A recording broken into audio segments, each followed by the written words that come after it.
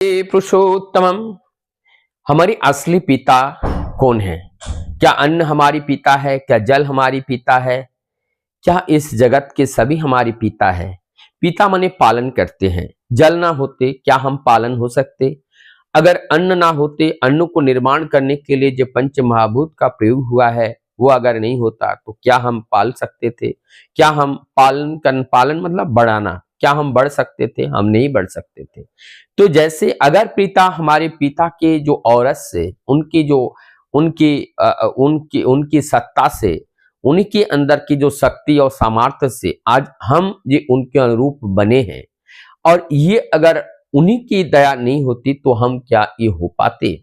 तो इस तरह से जब हम देखते हैं, कोई एक ही होते हैं कि हमारी जन्म देने वाले पिता, जन्मदाता पिता, जन्म देने वाले पिता, इसको असलियत में जन्म देने वाली तो नहीं है। जन्म का होता है कि जो शुरुआत, जिन्होंने जन्म दिया है, तो जन्म देने वाले पिता ये नहीं है। इनको खाली जैसे कैरी ऑन करने वाले, इनको इसको कैरी ऑन करके लाने वाले जन्म तो किसी और ने दिया। ये जो ओज शक्ति है, जो जीवनीय शक्ति है, ये जीवनीय शक्ति तो जीवनदाता का है, और इसके बीच में माध्यम बन करके जो माता पिता के रूप में आते हैं जागतिक जगत में, जो अपने साकार में आकर के वो अपने अनुरूप एक संतान का जन्म देते हैं, और ये जन्म देकर के वो एक जागतिक जगत के पिता तो निश्चित बन जाते हैं।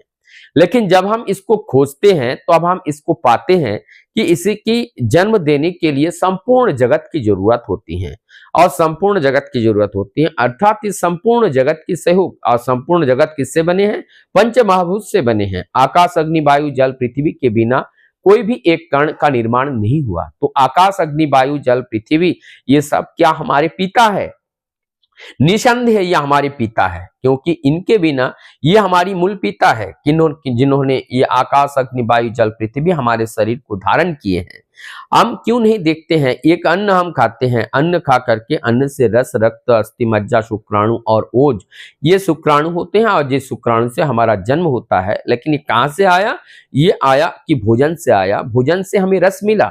अगर भोजन ही हम नहीं करते और भोजन ही अगर नहीं होते तो भोजन धरती पर कहां से आया?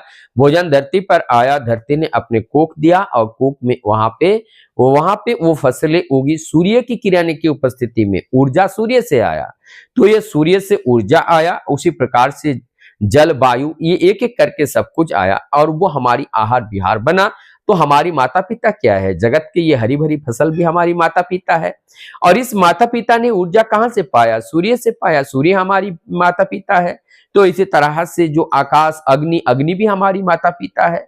ये आकाश पृथ्वी सभी हमारी माता पिता है। तो ये सारे माता पिताओं से ये संतान धरती पर आती हैं। तो हमारी जो, और ये सभी माता पिता को का सृजन करता कौन है? वो परम पिता, सबके पिता परम पिता। तो उस परम पिता की दया से आज हमने जागतिक जगत के पिता को भी पाया, और जगत के जितने माता और पिता जिसको हम कह रहे हैं, ये सब के सृष्टि के मूल में है वो सृष्टिकर्ता, और वो जगत पिता, वो परम पिता, वो गोपाल, वो जिनको जनार्दन, वो हरोहरि, उनको जिस नाम से भी हम पुकारे उस नाम से वो पुकार सकते हैं। जब वो निराकार में होते हैं उनको ईश्वर कहते हैं, जब साकार में नर रूप में आते हैं तो उन्हें पुरुषोत्तम कहते हैं। जब किसी के मनोनीत रूप को हम मान लेते हैं तो देवी देवताओं के रूप में आते हैं। कोई प्रतीक रूप में पूजते हैं तो वो देवी देवताओं के रूप में आते हैं।